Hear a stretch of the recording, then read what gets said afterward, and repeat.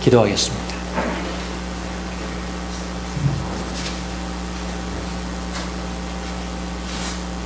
하나님 아버지, 감사합니다. 우리를 사랑하셔서 당신의 외아들 예수 그리스도를 주시고 그래 십자가에 못 박혀서 죽게 하시고 이제 또한 그 말씀 되신 주님을 우리에게 이 시간 허락하셔서 주님의 말씀을 주신 것 감사합니다. 주님, 주님의 말씀으로 우리를 새롭게 하실 때 주님의 말씀 안에서 우리가 죽고 다시 사는, 주님 안에서 다시 사는 귀한 축복의 시간 되게 하여 주옵소서. 예수님의 이름으로 기도드립니다. 아멘.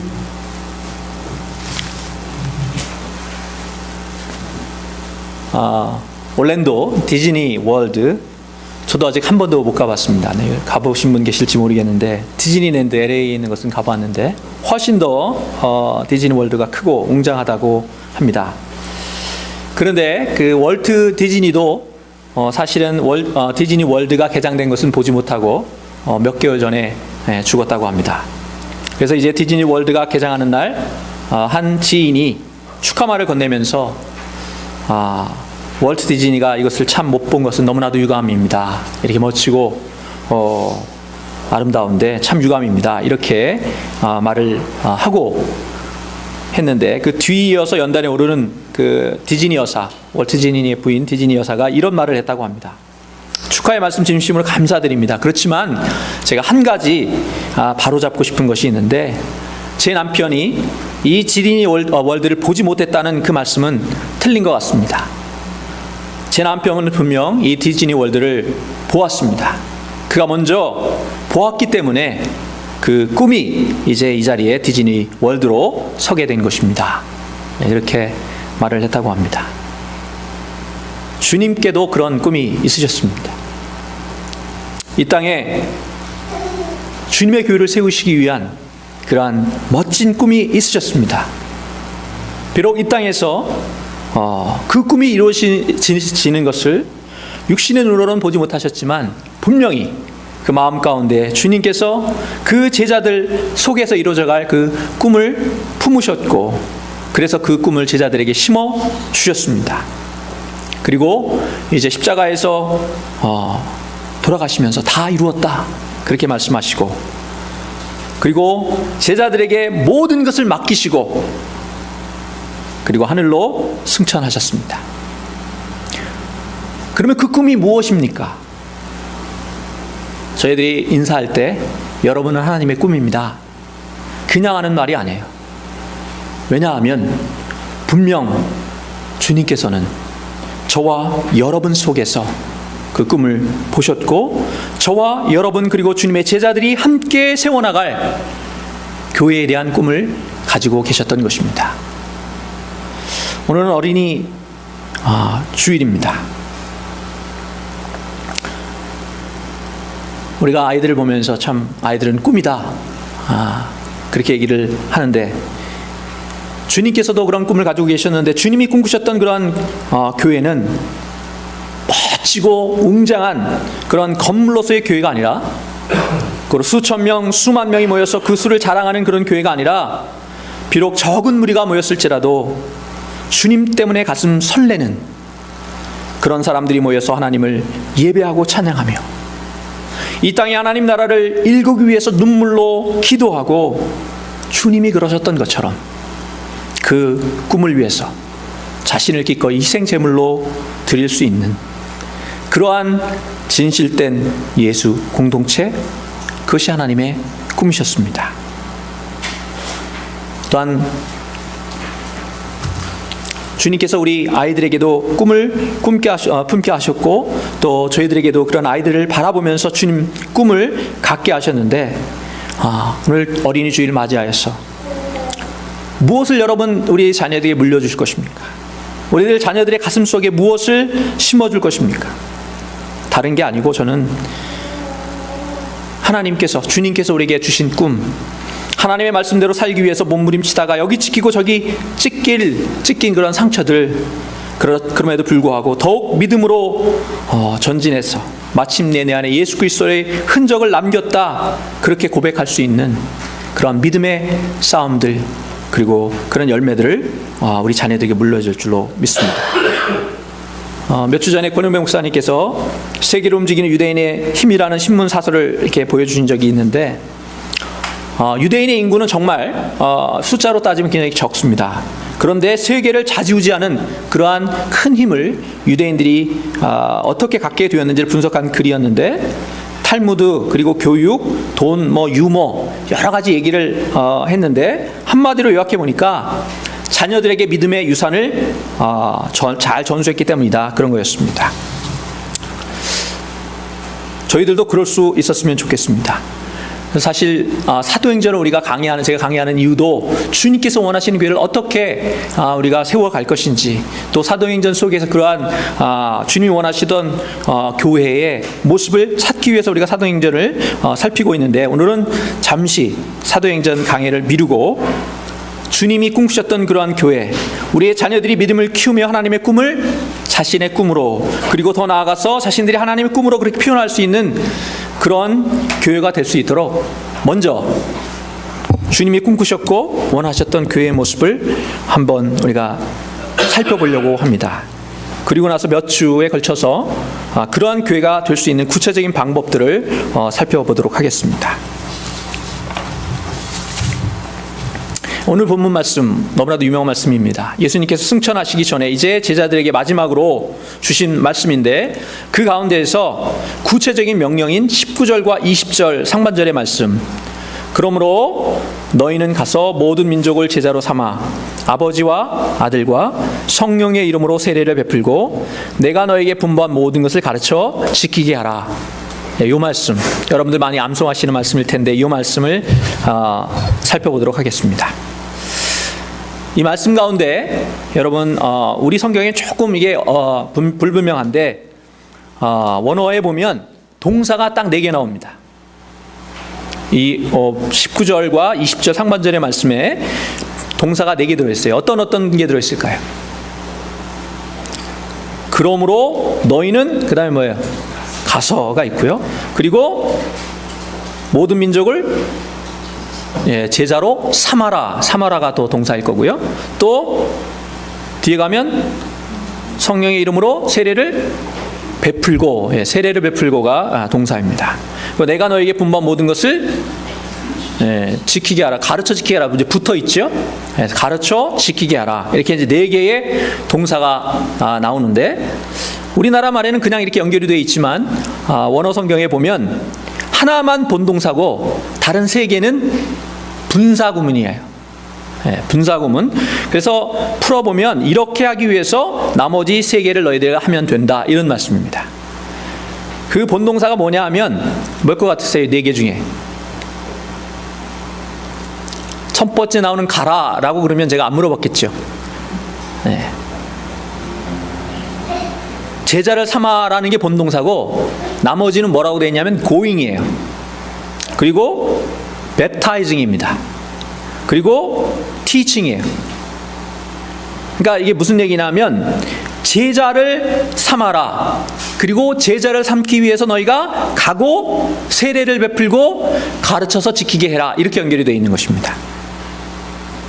그러니까 제자를 삼는 것이 궁극적으로 너희들이 가서 세례를 베풀고 그리고 가르쳐서 지키게 해서 제자를 삼아라 라고 말씀하신 것입니다. 그러니까 제자들에게 주신 분명한 사명은 너희들이 가서 제자를 만들어라, 제자를 삼아라 라는 말씀입니다. 그러니까 교회의 존재 목적은 어디에 있는 거예요? 어떻게 보면 예배가 아니에요.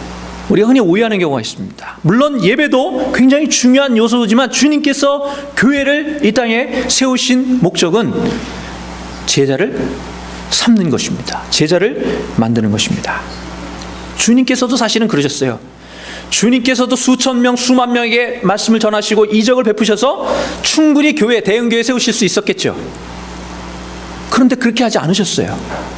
오히려 그들이 왕으로 삼으려 했음에도 불구하고 그들을 물리치시고 그들 가운데에서 온전히 헌신할 수 있는 사람, 제자들을 뽑으셔서, 특별히 12제자를 뽑으셔서 그들에게 온전히 정성을 쏟으셔서 주님의 제자로 빚어내는 그 일을 하셨다라는 사실입니다. 그러니까 주님이 그리셨던 교회의 참모습은 많은 무리가 모이는 것이라기보다는 수는 비록 적을지라도 참 제자들이 세워지는 데 있었다는 것입니다. 그리고 그러한 제자들은 교회 안에 머무는 것이 아니라 교회 바깥으로 열려서 세상 속에서 제자를 만들어가는 그러한 교회로 주님께서 세우셨다는 사실입니다. 예수님의 12제자가 있었는데 3년 동안 따라다니면서 보고 듣고 예수님께 배웠습니다. 그리고 이제 승천하시면서 자신의 일을 그들에게 다 맡기시고 그리고 하늘로 미련 없이 승천하셨어요. 전혀 그들에게는 그런 꿈의 씨앗도 잘 보이지 않는 그런 상황 속에서 주님은 그들을 온전히 믿어주시고 그들에게 사명을 다 맡기시고 하늘로 승천하셨습니다. 대표로 베드로에게 그렇게 말씀하셨습니다.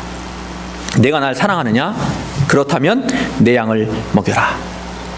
내가 나 대신 그들을 먹여라. 그리고 너희가 그들도 너희들처럼 나를 따르는 자로 내 제자로 설 수 있도록 인도하거라. 그렇게 말씀하셨습니다.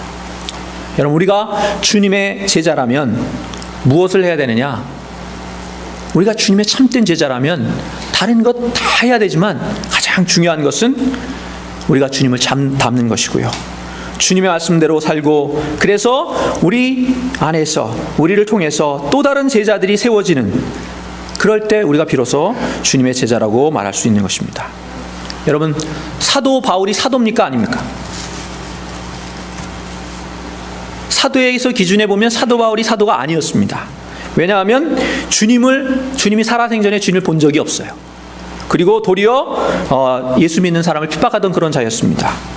그럼에도 불구하고 그가 사도로 부르심을 받았습니다. 이유는 사도 바울이 그 안에 예수 그리스도를 닮아서 닮기 위해서 너무나도 애를 썼고, 그랬기 때문에 그가 다른 사람들에게, 자신을 따르는 사람들에게 내가 예수를 본받는 것처럼 너희도 나를 본받는 자 되라, 그러면서 수많은 제자들을 세워갔기 때문에, 그렇기 때문에 그가 사도라는 것을 누구도 부인할 수 없는 것입니다. 자, 그렇다면 제자 세우는 교회, 제자를 만드는 교회가 주님께서 꿈꾸셨다는 교회라면 그것으로 그치는 것이 아니고 주님께서 구체적인 방법을 주셨는데, 이게 이제 세 가지 분사구문에 들어있습니다. 첫 번째가 뭐였어요? 고잉이었습니다. 고잉, 가라는 것이요. 제자들을 만들기 위해서는 먼저 가야만 한다는 것입니다. 굉장한 중요한 의미를 담고 있다고 생각을 합니다.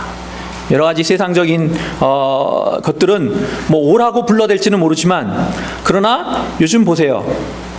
오라 그런다 그래서 옵니까? 여러분, 교회 오라고 아무리 얘기해 보세요. 그냥 옵니까? 세상 사람들이 오지 않습니다. 오는 사람들은 다른 교회에 다니다가 좀 실망하거나, 그런 사람들은 혹시 올지 모르지만 하나님을 전혀 모르고 교회에 전혀 관심 없는 사람들이 교회에 자기 발로 걸어 찾아오는 일은 없어요. 그렇기 때문에 주님께서 뭐라고 하셨습니까? 가라고 하신 거예요. 가라고 하신 것입니다. 기다리지 말고 너희들이 찾아가거라, 그렇게 주님께서 말씀하신 것입니다. 사도라는 단어의 뜻도, 사도가 무슨 뜻입니까? 보낼 사자고요, 무리도자입니다. 쉽게 말하면 보냄을 받은 무리라는 뜻이에요. 이게 복수라 가지고 쉽게 와닿지 않는데, 사도의 단수가 뭘까요? 사도의 단수는 뭘까요? 사도라는 건 이게 무리도자니까 보냄을 받은 무리라는 뜻에서 복수입니다, 사실은. 사도들이라는 말이 맞지 않는 거죠, 원래는. 단수는 뭘까요? 여러분들이 잘 아시는 단어예요. 뭘까요? 사신. 옛날에 말하는 사신 알죠? 사신. 또 사자. 라이언 말고 이 사자 알죠? 사자.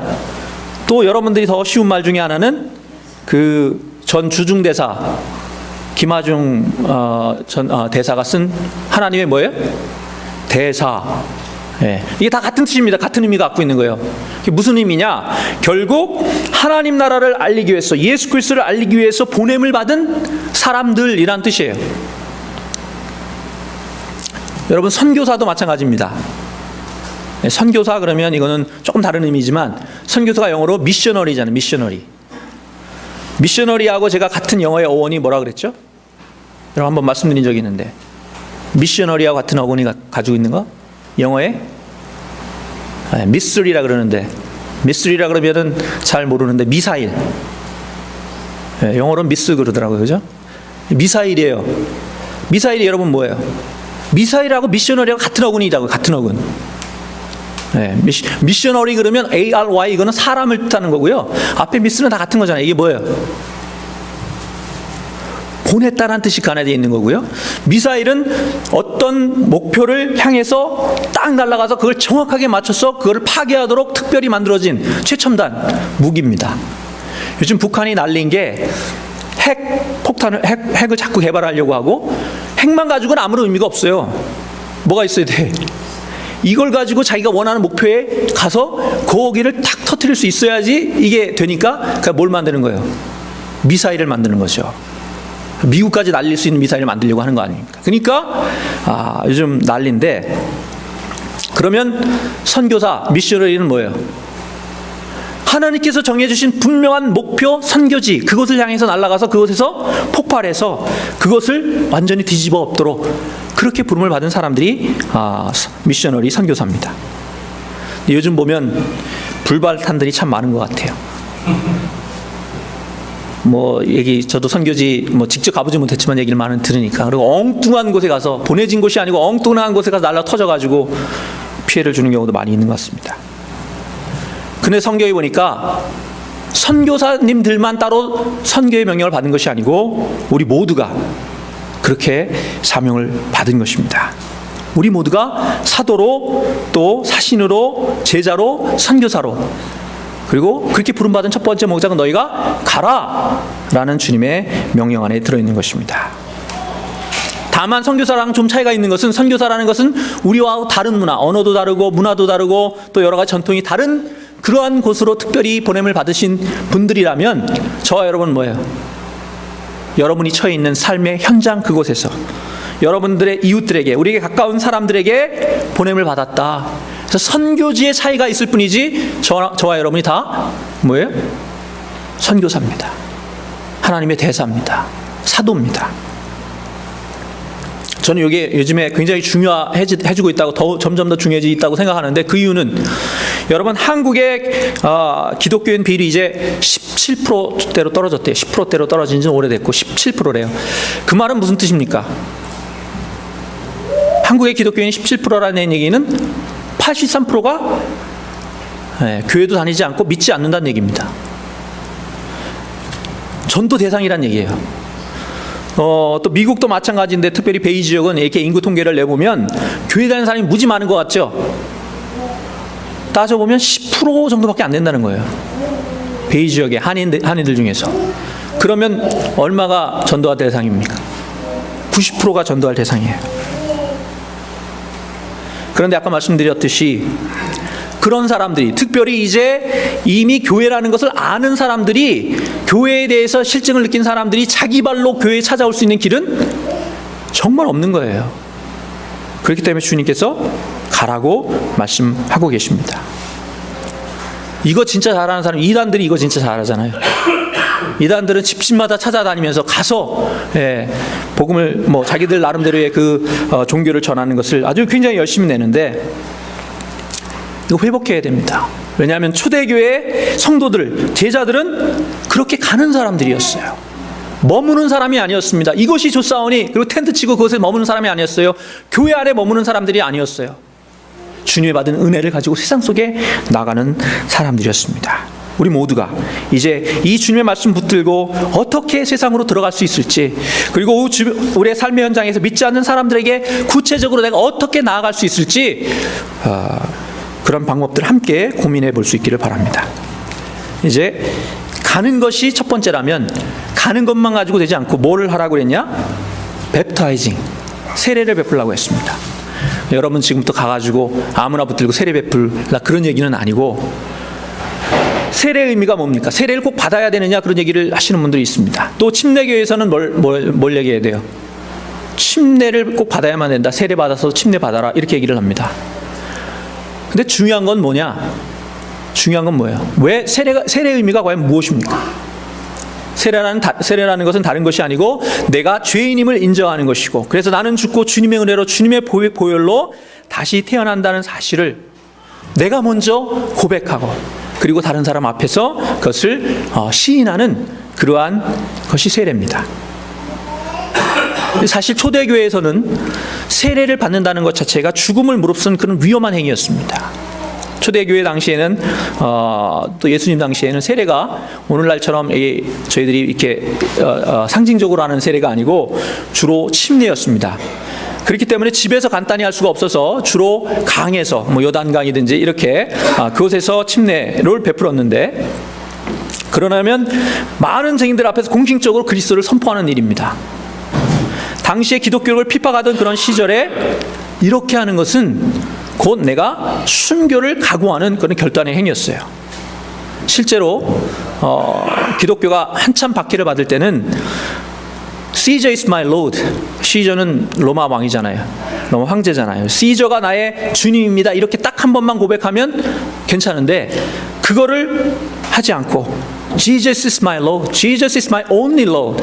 그래서 그 고백을 하지 않고 기꺼이 순교의 길을 걸어간 사람이 너무나 많았다는 거죠. 이제 그런 거를 우리가 생각하면 세례 꼭 받아야만 합니까? 이 말을 하는 것은 정말 말이 안 되는 것입니다.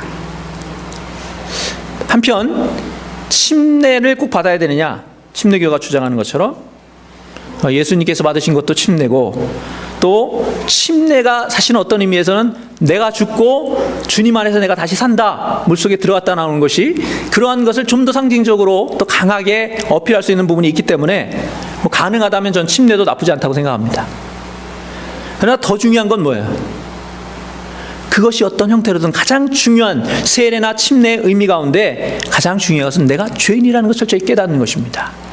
그리고 주님의 은혜로 내가 다시 태어나야만 한다는 사실을 잊지 않는 것이죠. 그래서 어느 나이 많으신 할머님이 이제 며느리의 인도로 늦게 교회에 인도받게 되었습니다. 한 6개월쯤 지나서 이제 연세도 있으시니까 며느리가 급했어요. 그래서 이번에 꼭 세례를 받으십시오, 어머니. 그리고 이제 목사님께 특별히 부탁을 드려서 세례 문답을 받는데, 몸도 불편하시고 이 기억력도 전혀 없으시고 그러시니까 뭐 세례 문답을 다 정식으로 할 수는 없고, 목사님이 그러셨답니다. 누구의 죄 때문에 예수님이 돌아가셨어요? 이렇게 물으면 세례 받으실 때 그렇게 제가 여쭈면 내 죄 때문입니다, 이렇게만 답하시면 됩니다. 이제 그러셨대요. 뭐 그래도 이 건망증이 심하시고 자꾸 잊어버리시고 그러시니까 며느리가 이제 세례 전날 걱정이 돼가지고 어머님을 붙들고, 어머님, 지난번에 목사님께서 하신 얘기 기억하시죠? 만약에 목사님께서 누구 죄 때문에 예수님이 돌아가셨어요? 이렇게 물으시면 내 죄 때문입니다, 그렇게만 답하시면 돼요. 네, 그렇게 신신당부를 했다고 합니다. 드디어 세례를 받는 날 목사님께서 물으셨습니다. 할머니, 누구의 죄 때문에 예수님께서 돌아가셨습니까? 그러니까 이 할머니가 며느리 체면도 세워줘야 되겠고, 그래서 큰 소리로 자신 있게 우리 며느리가 신신당부하는데 지 죄 때문에 그랬다고 돌아가셨다고 하더라고요. 네, 말로 한다고 되는 게 아니죠.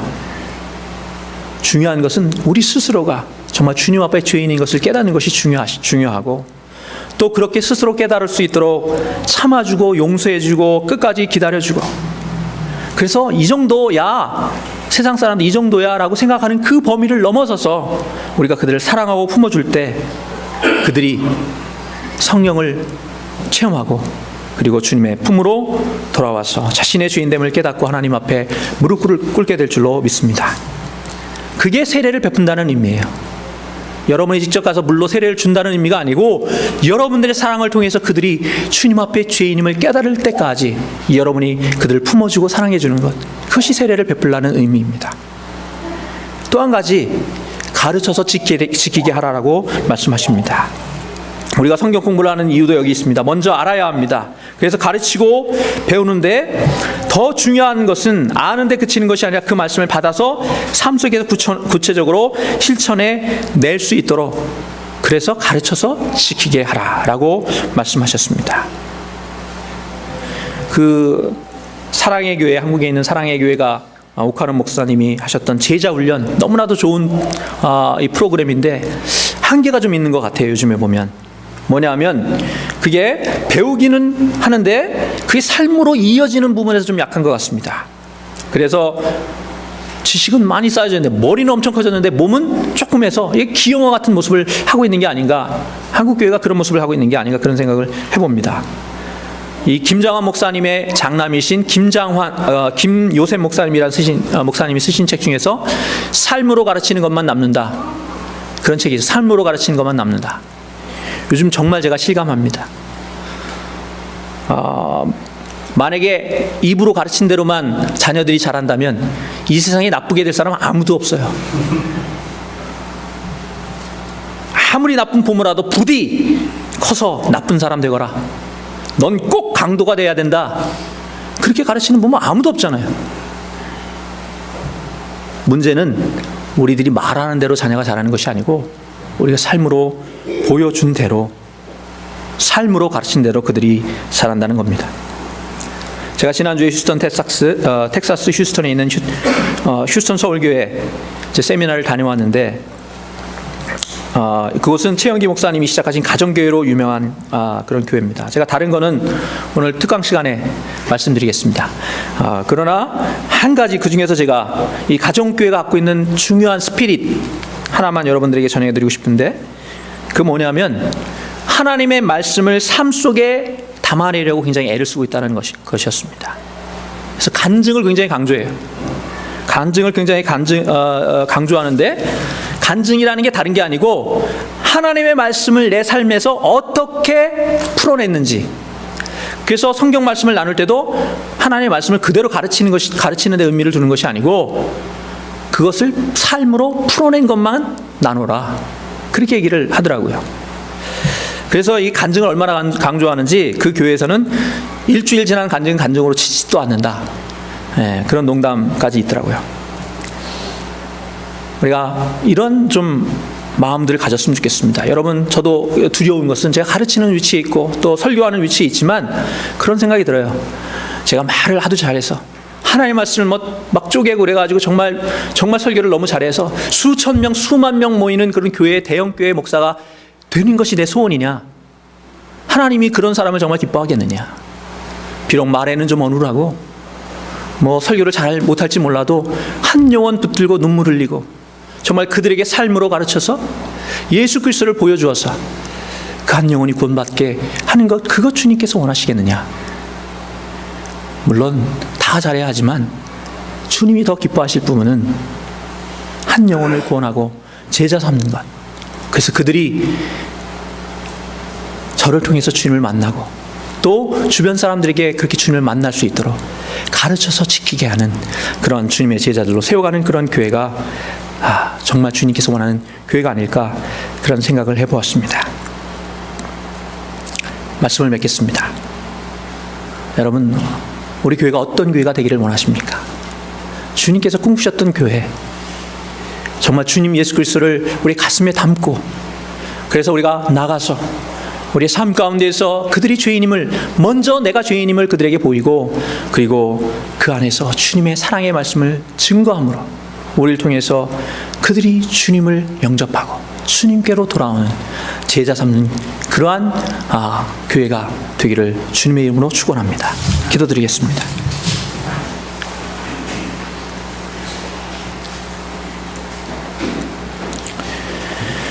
주 하나님, 저희들을 제자 삼아 주시고 우리 안에 예수 그리스도를 담아서 우리 속에 담긴 그 예수 그리스도를 세상에 증거할 수 있는 그런 놀라운 축복을 주신 것 감사드립니다. 주님, 이제 우리가 입술로만이 아니라 우리의 삶으로, 섬김으로 그들이 죄인임을 깨닫고 주님 앞에 무릎 꿇도록 그렇게 가르치고 그렇게 섬기게 하여 주옵소서. 그리하여 우리를 통해서 주님의 꿈이 이루어지게 하여 주옵소서. 예수님의 이름으로 기도드립니다. 아멘.